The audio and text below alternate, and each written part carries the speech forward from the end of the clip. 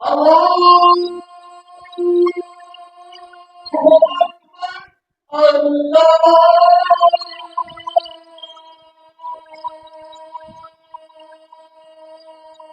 أكبر لا إله إلا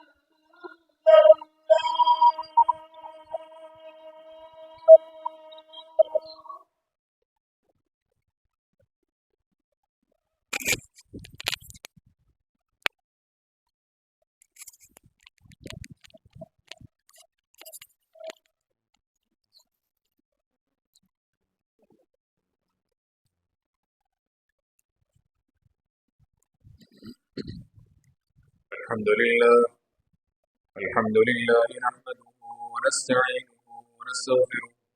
ونؤمن به ونتوكل عليه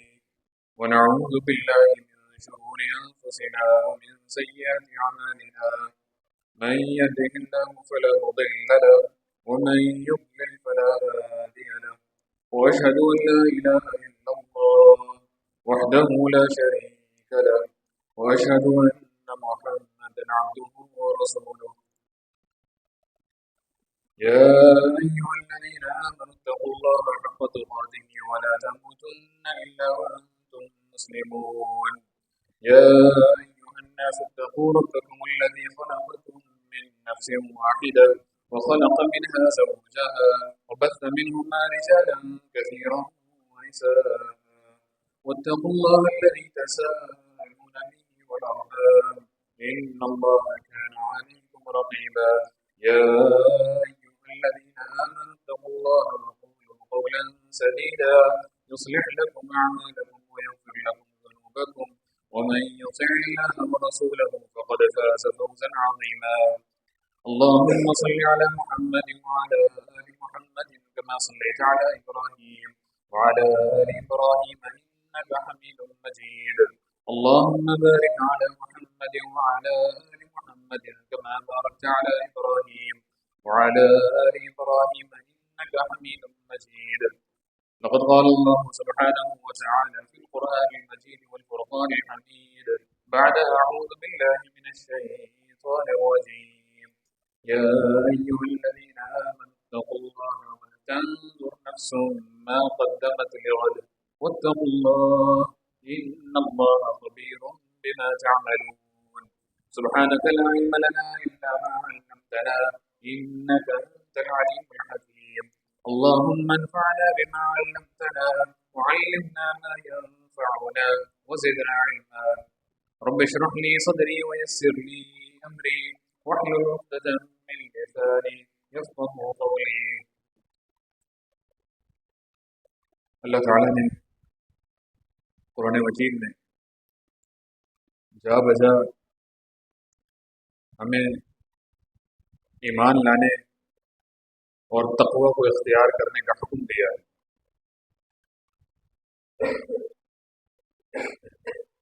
قرآن مجید میں اللہ رب العزت نے ارشاد فرمایا ہے ایمان والو اتقوا اللہ، اللہ تعالیٰ سے ڈرو، ولتنظر نفس ما قدمت لغد، اور چاہیے کہ ہر بندہ یہ دیکھ لے کہ وہ کل کے لیے کیا بھیج رہا ہے۔ دوبارہ فرمایا واتقوا اللہ، اور اللہ سے ڈرو، ان اللہ خبیر بما تعملون، بے شک اللہ تعالیٰ تمہارا ہر عمل، تمہارے ہر عمل کو دیکھتا ہے، خبیر خبر رکھتا ہے،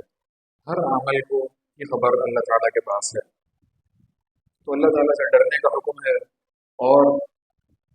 اس چیز کے اوپر غور کرنے کی طرف توجہ دلائی گئی ہے کہ آج دنیا دار عمل ہے، آج اپنے اعمال کو دیکھو کہ کیا کر رہے ہو، کیونکہ جو آج کرو گے وہی کل قیامت کے دن جب نامہ اعمال پکڑایا جائے گا ہاتھ میں تو وہی سب کچھ لکھا ہوا ہوگا۔ بلکہ ایک اور مقام پر اللہ رب العزت نے ارشاد فرمایا کہ فَمَن يَعْمَلْ مِثْقَالَ ذَرَّةٍ خَيْرًا يَرَهُ، کسی بندے نے کوئی عمل چھوٹے سے چھوٹا ذرہ کے برابر بھی خیر کا کیا ہوگا تو وہ وہاں اس کو دیکھ لے گا۔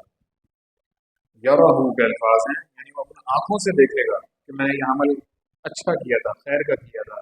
وَمَن يَعْمَلْ مِثْقَالَ ذَرَّةٍ شَرًّا يَرَهُ، اور کسی نے اگر رائی کے دانے کے برابر، ذرے کے برابر بھی برا عمل کیا ہوگا تو وہ بھی کل اسے دیکھ لے گا۔ بلکہ ایک اور مقام پر اللہ رب العزت نے ارشاد فرمایا کہ جب بندہ اپنا نامہ اعمال دیکھ لے گا، قیامت کے دن اس کو جو نیک لوگ ہوں گے ان کو سیدھے ہاتھ میں پکڑا دیا جائے گا ان کا نامہ اعمال، اور جو بدکار ہوں گے، برے اعمال کرنے والے ہوں گے، والعیاذ باللہ، ان کو پیٹھ کے پیچھے سے دائیں ہاتھ میں پکڑا دیا جائے گا۔ اس نامہ اعمال کو دیکھ کر انسان حیران ہو جائے گا اور کہہ اٹھے گا کہ ما لہذا الکتاب، یہ کیسی کتاب ہے، لا یغادر صغیرۃ ولا کبیرۃ الا احصاها، کیسی عجیب کتاب ہے، کیسا عجیب نامہ اعمال ہے، کیسا عجیب رجسٹر ہے کہ اس کے اندر کوئی چھوٹی سی چھوٹی بات بھی اور کوئی بڑی سے بڑی بات بھی ایسی نہیں ہے جو اس میں مس ہو گئی ہو، رہ گئی ہو، الا احصاها، مگر وہ اس کے اندر موجود ہوگی۔ ہم اپنی زندگیوں میں تقوی اختیار کرنے کی طرف سوچتے ہیں اور چاہتے ہیں کہ تقوی والی زندگی ہم پالیں، اختیار کر لیں۔ جب ہم قرآن و حدیث کو پڑھتے ہیں، تاریخ کو پڑھتے ہیں اور پھر اسلاف کا عقیدہ دیکھتے ہیں، ان کا عمل دیکھتے ہیں، ان کا اخلاص دیکھتے ہیں، ان کا تقوی دیکھتے ہیں، تو ہمارا ایمان اور بڑھ جاتا ہے۔ اسی طرح جناب عمر بن عبدالعزیز رحمہ اللہ، جن کو عمر ثانی بھی کہا جاتا ہے، یعنی ان کی خلافت میں، ان کے وقت میں اتنی زیادہ مسلمانوں میں بہتری آئی ہے، تبدیلی آئی ہے کہ ان کو عمر ثانی کہا جاتا ہے، یعنی پہلے عمر بن خطاب رضی اللہ عنہ جو کہ خلیفہ ثانی ہیں، اور اس کے بعد یہ پھر اس کے بعد والے دور میں یہ آتے ہیں خلفائے راشدین کے بعد، اور پھر کچھ خلیفہ، اور اس کے بعد پھر یہ عمر بن عبدالعزیز رحمہ اللہ کا دور آتا ہے۔ صرف 2 سال انہوں نے حکومت کی ہے، اور اس 2 سال میں اتنی تبدیلی لے کر آئے ہیں، کیونکہ معاشرہ بگڑ چکا تھا، نبی علیہ الصلوۃ والسلام کو گئے ہوئے تقریباً 90 سال 80 سال گزر چکے تھے، اس کے بعد یہ آئے ہیں، تو معاشرے میں خرابیاں آ گئی تھیں، بالخصوص اس امرا والے طبقے میں جو حکومتی سطح پر لوگ تھے، ان میں تھوڑی سی تبدیلیاں آ گئی تھیں، برائیاں آنا شروع ہو گئی تھیں۔ اس میں اتنا موحد اور اتنا تقوی والا بندے کا آ جانا، یہ واقعی ایک بہت بڑی بات تھی۔ حالانکہ لوگوں کو یہ پسند نہیں آیا تھا، یہی وجہ تھی کہ مخالفین نے صرف 2 سال کے عرصے کے بعد ہی ان کو زہر دے کر ختم کر دیا۔ 33 سال کی عمر میں یا 35 سال کی عمر میں ان کو حکومت ملی، اور 2-2.5 سال کے بعد ان کی وفات ہو گئی۔ آپ اندازہ لگائیے کہ ایک شخص جس کی عمر 35 سے 40 سال ہو اور اتنے بڑے بڑے کارنامے انہوں نے انجام دیے، ہم ان کے تقوی کے اور ان کی فراست کے چند واقعات سنتے ہیں۔ سب سے پہلی بات، چونکہ وہ ایک بادشاہی خاندان سے تعلق رکھتے تھے، تو بچپنا اور جوانی بہت زیادہ امارت میں اور بہت زیادہ عیش و عشرت میں گزاری، یہاں تک کہ تاریخ کی کتابوں میں لکھا ہے کہ جب عمر بن عبدالعزیز رحمہ اللہ سو رہے ہوتے تو کسی کی مجال نہیں ہوتی تھی کہ ان کو جگا دے، یعنی ایک شاہی سوچ والے بندے تھے، یہاں تک کہ ان کو جب اٹھانا چاہا جاتا تھا، جب وہ اٹھایا جاتا تھا تو ان کے آس پاس پھول رکھے جاتے تھے، اور ان پھولوں کی خوشبو سے وہ جاگ جاتے تھے، یعنی اس قدر ناز و نعم کے ساتھ۔ اسی طرح جو ان کے کپڑے ہوتے تھے ان میں اتنی اچھی خوشبو استعمال کیا کرتے تھے کہ جب وہ کپڑے دھلنے جاتے تو جس دھوبی کے پاس دھلنے جاتے، علاقے والے لوگ اپنے کپڑے بھی اس دھوبی کو دے آتے کہ ان کے کپڑوں کے ساتھ ہمارے کپڑے بھی دھو دینا، تاکہ اس کی خوشبو کچھ دنوں تک ہمارے کپڑوں میں آ جائے۔ اتنی ناز و نعم، اتنی اللہ تعالیٰ کی نعمتوں کے ساتھ رہنے والے تھے، لیکن جیسے ہی خلیفہ منتخب ہوئے، اپنی ساری جائیداد، اپنے گھر والوں کی ساری جائیداد، ساری پراپرٹی، سارا زیور، سب کچھ نام بیت المال میں جمع کرا دیا جو مسلمانوں کے لیے تھا، اور ایک عام اعلان کروایا شورا کمیٹی کے ساتھ بات کر کے کہ میرا وظیفہ صرف اتنا ہونا چاہیے جتنا ایک عام مسلمان کا ہوتا ہے۔ کہنا اور سننا آسان لگ رہا ہے، لیکن اگر ہم یہ دیکھیں کہ ایک شخص کی ساری زندگی کس طرح سے گزری ہو اور اس کے اوپر یہ ایسا وقت آ جائے اور وہ خود انہوں نے اپنے اختیاری طور پر لیا ہے۔ حالات ہر وقت ایک جیسے نہیں رہتے، انسان خود تو بعض اوقات تقوی اختیار کر لیتا ہے، لیکن بعض اوقات گھر والے ہار مان جاتے ہیں۔ اسی طرح کا ایک واقعہ ہوا کہ ایک مرتبہ ان کے گھر والوں نے ان سے درخواست کی کہ کچھ ضروری کام ہے اور پیسوں کی ضرورت ہے، تو آپ اپنی تنخواہ 1 مہینہ ایڈوانس لے لیں۔ اس چیز میں انہوں نے غور و فکر کیا، تدبر کیا، اور پھر اپنے خزانچی کو بلوا لیا کہ میری 1 مہینے کی تنخواہ مجھے ایڈوانس میں دے دو۔ خزانچی نے کہا ٹھیک ہے، میں دے دیتا ہوں، آپ ایک پرچے میں مجھے لکھ کر یہ دے دیں کہ جس مہینے کی آپ ایڈوانس تنخواہ لے رہے ہیں آپ اس میں قوم کی خدمت کر سکیں۔ رو پڑے کہ مجھے تو ایک لمحے کا نہیں معلوم کہ میری زندگی کی سانس کب رک جائے، اور میں 1 مہینے ایڈوانس کی اپنی تنخواہ لے کر اپنے کام سیدھے کر لوں۔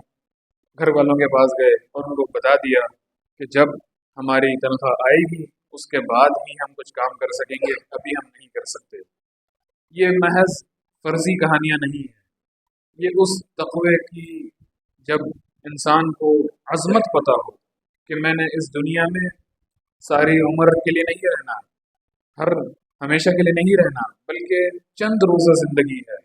اگر اس میں اللہ کو راضی کر لیا تو پھر کل قیامت کے دن بہت زیادہ ایک انعام و اکرام مل سکتا ہے۔ اسی طرح ایک مرتبہ ایک وقت قافلہ آیا حجاز سے، ان کے پاس ملنے کے لیے آیا، چند لوگ تھے، جب ملاقات ہو چکی تو وہ اپنے دفتر میں چلے گئے، جناب عمر بن عبدالعزیز رحمہ اللہ۔ پھر انہوں نے بلوا لیا ان لوگوں کو کہ آؤ، انہوں نے کچھ بات کرنی تھی، اپنے علاقے کے حساب سے کچھ ضروریات تھیں، اس بارے میں بات کرنی تھی۔ جب وہ انہوں نے بلوایا تو اس قافلے میں ایک چھوٹا بچہ بھی تھا، 10 سال کا۔ جناب عمر بن عبدالعزیز رحمہ اللہ نے ان لوگوں سے کہا کہ اپنا کوئی نمائندہ بھیج دو کہ جس سے میں بات کر سکوں اور وہ وہاں کے حالات مجھے بیان کر سکیں۔ تو انہوں نے مل کر یہ فیصلہ کیا کہ ہم اس سب سے چھوٹے بچے کو، 10 سال کا جو بچہ ہے، اس کو بھیجتے ہیں، اور یہ فراست میں، علم میں مضبوط تھا۔ جناب عمر بن عبدالعزیز رحمہ اللہ نے جب دیکھا یہ بچہ آیا ہے تو ناگوار محسوس کیا کہ کسی بڑے کو آنا چاہیے تھا، یہ چھوٹا سا بچہ نہیں آنا چاہیے تھا، اور اس کو کہہ دیا ارجع، کہ بیٹا تم لوٹ جاؤ اور کسی بڑے کو بھیجو۔ اس بچے نے فوراً ایک بات کہی کہ یا امیر المومنین، میری ایک چھوٹی سی بات سن لیجیے، اس کے بعد پھر بھلے میں چلا جاؤں۔ کہتے ہیں کہ ٹھیک ہے بتاؤ۔ وہ بچہ کہتا ہے کہ امیر المومنین، دین اسلام میں عمر یا ایج کا اتنا رتبہ یا اتنا قابلیت نہیں ہے۔ اگر ایسا ہوتا کہ عمر کے حساب سے منصب پر فائز ہونا ہوتا تو آپ جس سیٹ پر بیٹھے ہوئے ہیں آپ سے زیادہ قابل، آپ سے زیادہ عمر میں بڑے بے شمار لوگ موجود ہیں۔ بچے کی اس بات کو سن کر وہ واقعی دنگ رہ گئے، اور پھر انہوں نے اس بچے کو اور قریب کر لیا، پسند کیا اس بات کو، اور قریب کرنے کے بعد اس کو کہا کہ اب بتاؤ کیا بات ہے۔ چنانچہ اس بچے نے ساری بات کی، اپنے علاقے کے جو مسائل تھے وہ بتائے، جو لوگوں کو جو ضروریات تھیں وہ بتائیں، اور ان کے حل بھی ہوتے رہے۔ لوگ کہتے ہیں کہ ہم دیکھ رہے تھے کہ اس ساری گفتگو کے دوران جناب عمر بن عبدالعزیز رحمہ اللہ اپنی گردن کو جھکائے رو رہے تھے اور دعا کر رہے تھے کہ اللہ مجھے بھی ایسی اولاد، ایسے بیٹے عطا فرما کہ جو اتنے تدبر، تفکر اور اتنا علم والے بچے ہوں۔ حالانکہ جناب عمر بن عبدالعزیز رحمہ اللہ کی اپنی اولاد بھی انتہائی نیک، انتہائی فرما بردار اور انتہائی صالح تھی، کیونکہ جس طرح کی تربیت والدین کرتے ہیں اسی طرح بچے پرورش پاتے جاتے ہیں اور آگے سے آگے بڑھتے جاتے ہیں۔ ایک مرتبہ جناب عمر بن عبدالعزیز رحمہ اللہ کی چند بیٹیاں ان کے پاس آئیں اور کچھ بات کر رہی تھیں، گفتگو کر رہی تھیں، لیکن بات اور گفتگو کے دوران ہر تھوڑی دیر بعد اپنے منہ پر ہاتھ رکھ لیا کرتی تھی۔ باپ نے یہ پہلی دفعہ دیکھا تھا اس طرح کہ ایسے بات ہو رہی ہے، فوراً سوال کیا کہ کیا بات ہے؟ کہنے لگی امیر المومنین، ابا جان، ہم نے آج صرف پیاز کے ساتھ روٹی کھائی ہے اور ہمارے معدے سے بو آ رہی ہے، ہمیں یہ گوارا نہیں ہے کہ وہ بو آپ تک پہنچ جائے۔ اس قسم پرسی میں رہنے کے لیے کوئی ان کو ایسا نہیں تھا کہ وہ کر نہیں سکتے تھے، بلکہ کر سکتے تھے، لیکن امت مسلمہ کے لیے اور اللہ کو جواب داری کے لیے انہوں نے اس طرح کی زندگی اختیار کی تاکہ کل کو اللہ رب العزت کے سامنے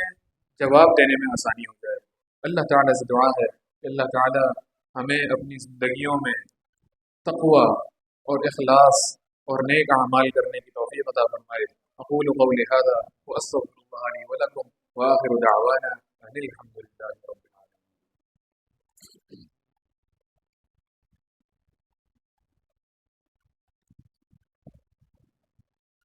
الحمد للہ نحمده ونستعینه ونستغفره ونؤمن به ونتوکل علیہ ونعوذ باللہ من شرور انفسنا ومن سیئات اعمالنا من يهده الله فلا مضل له ومن يضلل فلا هادي له واشهد ان لا اله الا الله وحده لا شريك له واشهد ان محمدا عبده ورسوله۔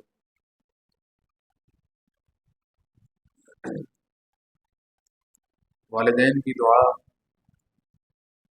بہت زیادہ قیمتی اثاثہ ہوتی ہے بچوں کے لیے۔ شیخ عبد الرحمن السدیس حفظہ اللہ جو اس وقت حرم کے امام ہیں، وہ اپنا واقعہ نقل کرتے ہیں کہ ایک مرتبہ ایک گھر میں مہمان آئے تو اس بچے کی ماں نے سالن بنایا ہوا تھا اور مہمانوں کو پیش کیا۔ جب مہمانوں کو پیش کرنے کی باری آئی تو اس بچے نے شرارت میں آ کر اس سالن میں کچھ مٹی وغیرہ ڈال دی جس سے وہ قابل استعمال نہیں رہا۔ ایسے موقع پر اس بچے کی ماں نے جب یہ دیکھا کہ مہمان بھی آئے ہوئے ہیں اور بچے نے یہ حرکت، چھوٹا سا بچہ 8-10 سال کا بچہ، اس نے یہ حرکت کر دی، تو اس کو ایسے موقع پر بھی جس میں ہماری کیا کیفیت ہوتی ہے ہم خود سمجھ سکتے ہیں کہ ہم کس طرح لان تان کرنے لگ جاتے ہیں، بچے کو برا بھلا کہنے لگ جاتے ہیں اور عجیب ماحول بن جاتا ہے۔ ایسے موقع پر بھی اس بچے کی والدہ نے یہ دعا دی کہ جا اللہ تجھے حرم کا امام بنا دے۔ یہ بات کہہ کر شیخ عبد الرحمن السدیس حفظہ اللہ زار و قطار رو دیے کہ وہ بچہ میں ہی ہوں جس کو آپ دیکھ رہے ہیں کہ جو آج امام حرم بنا ہوا ہے۔ میرے بھائیوں، ہمیں کیا سبق ملتا ہے کہ جو لوگ والدین کے منصب پر فائز ہو چکے ہیں، والدین بن چکے ہیں، اپنی زبان کو بہت زیادہ کنٹرول میں کریں، کیونکہ آپ کی دل سے نکلی ہوئی دعا اور بات اللہ تعالیٰ قبول کر لیتا ہے بچے کے حق میں۔ اپنے ہی بچے کو ہم لان تان نہ کریں، گالم گلوچ نہ کریں، برا بھلا نہ کہیں۔ اگر اللہ نہ کرے اس کو وہ لعنت، وہ بددعا لگ گئی تو وہ بچہ کہیں کا نہیں رہے گا۔ احتیاط کرنی چاہیے سوچ سمجھ کر، اور وہی بات ہے کہ تقوی کے ساتھ اپنی زندگیوں کو جب ہم آراستہ کر لیں گے تو ہمارے لیے ہر عمل سے پہلے سوچ سوچ کر ہم عمل کریں گے. کوئی بھی کام ہوگا، کوئی بھی بات ہوگی، زبان سے کوئی بھی بات نکالنی ہوگی، پہلے ہم اس کو ترازو میں تولیں گے کہ یہ اللہ کی بارگاہ میں غلط بات تو نہیں ہے، پھر ہم وہ بات کریں گے. اللہ تعالیٰ سے دعا ہے کہ اللہ تعالیٰ ہمارے اعمال کی اصلاح فرما دے. اللہ تعالیٰ ہمیں نیک اعمال کی توفیق عطا فرما دے. اللہ تعالیٰ ہمیں تقوی والی زندگی اختیار کرنے کی توفیق عطا فرما دے. اللہ تعالیٰ ہمارے عقائد کو درست فرما دے. اللہ تعالیٰ ہمارے اعمال کی اصلاح فرما دے. اللهم ارحم على حالنا ولا تنظر إلى سوء أعمالنا. اللهم اشف مرضنا ومرضى المسلمين. اللهم أعز الإسلام والمسلمين وأذل الشرك والمشركين ودمر أعداءك أعداء الدين. اللهم لعن الكفرة الذين يصدون عن سبيلك ويكذبون رسلك ويقاتلون أولياءك. اللهم خالف بين كلمتهم وزلزل أقدامهم وأنزل بهم بأسك الذي لا ترده عن القوم المجرمين. اللهم إنا نعوذ بك من زوال نعمتك وتحول عافيتك وفجاءة نقمتك وجميع سخطك يا ذا الجلال والإكرام. اللهم إنا نعوذ بك من جهد البلاء ودرك الشقاء وسوء القضاء وشماتة الأعداء. اللهم يا مقلب القلوب ثبت قلوبنا على دينك. اللهم يا مصرف القلوب صرف قلوبنا إلى طاعتك. اللهم إنا نسألك الجنة الفردوس وما قرب إليها من قول أو عمل، ونعوذ بك من النار وما قرب إليها من قول أو عمل. ربنا آتنا في الدنيا حسنة وفي الآخرة حسنة وقنا عذاب النار. اللهم صل على محمد وعلى آل محمد كما صليت على إبراهيم وعلى آل إبراهيم إنك حميد مجيد. اللهم بارك على محمد وعلى آل محمد كما باركت على إبراهيم وعلى آل إبراهيم إنك حميد مجيد.